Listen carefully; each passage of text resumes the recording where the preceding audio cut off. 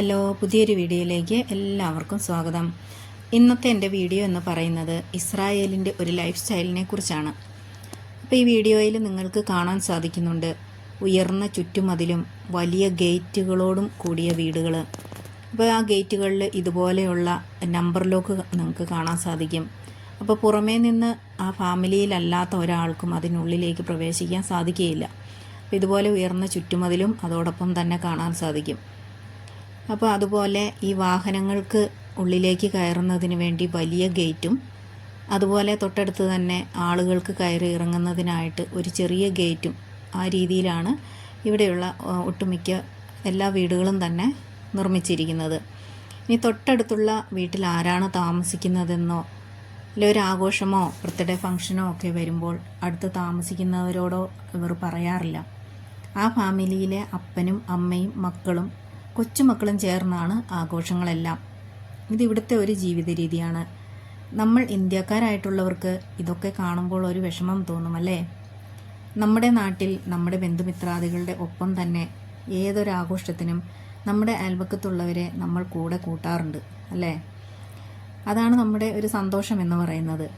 പക്ഷേ ഇവിടെ ഇതുപോലെ പല നിറത്തിലും പല ഡിസൈനിലും പല വലിപ്പത്തിലുമുള്ള ഗേറ്റുകളും വലിയ ചുറ്റുമതിലുകൾക്കുള്ളിലുമാണ് ഇസ്രായേലിലെ ബഹുഭൂരിപക്ഷം ഫാമിലിയും താമസിക്കുന്നത്. ഒരു കുടുംബത്തിൽ അവിടെ ആ മക്കൾ വിവാഹശേഷം ഇതുപോലെ പുതിയ ഒരു വീട്ടിലേക്കോ അതല്ലെങ്കിൽ ഫ്ലാറ്റുകളിലേക്കോ അവർ താമസം മാറുന്നു. അതിനുശേഷം ആ ഫാമിലിയിലെ ആ അപ്പനും അമ്മയും ഒറ്റയ്ക്കാണ് ജീവിക്കുന്നത്. അപ്പോൾ അവർക്ക് വയ്യാതാകുന്നത് വരെ അവരെല്ലാ കാര്യങ്ങളിലും ഒരുമിച്ചായിരിക്കും. ഇപ്പോൾ ഒരു അപ്പച്ചന് വയ്യാതാവുകയാണെങ്കിൽ അമ്മച്ചി അപ്പച്ചൻ്റെ കാര്യങ്ങളെല്ലാം നോക്കുന്നു. ഇനി അമ്മച്ചിക്ക് വയ്യാതാവുകയാണെങ്കിൽ അപ്പച്ചൻ ഓക്കെ ആണെങ്കിൽ അപ്പച്ചനാണ് അമ്മച്ചിയുടെ കാര്യങ്ങളെല്ലാം ചെയ്യുന്നത്. ഇനി രണ്ടു പേർക്കും വയ്യാതാവുകയോ അല്ലെങ്കിൽ അതിലൊരാൾ മരിച്ചു പോവുകയോ ചെയ്യുന്ന സമയത്താണ് നമ്മളെപ്പോലെയുള്ള ഒരു കെയർ ഗീവേഴ്സിനെ അവരുടെ ശിഷ്ടകാലത്ത് അവരെ കൂടെ നിർത്തുകയാണ് ചെയ്യുന്നത്. എന്നിരുന്നാലും എല്ലാ വെള്ളിയാഴ്ചകളിലും മക്കളും കൊച്ചുമക്കളും ഒരുമിച്ച് ചേർന്നാണ് അവർ ആഘോഷിക്കാറുള്ളത്. അപ്പോൾ നമ്മൾ ഇതുവരെ പറഞ്ഞത് വീടുകളിൽ താമസിക്കുന്നവരെ കുറിച്ചാണ് അല്ലേ? ഇനി ഇതുപോലെ വലിയ അപ്പാർട്ട്മെൻറ്റുകളിൽ ഫ്ലാറ്റുകളിലൊക്കെ താമസിക്കുന്നവരുടെ ജീവിതം എന്ന് പറയുന്നതും ഒട്ടും വ്യത്യസ്തമല്ല.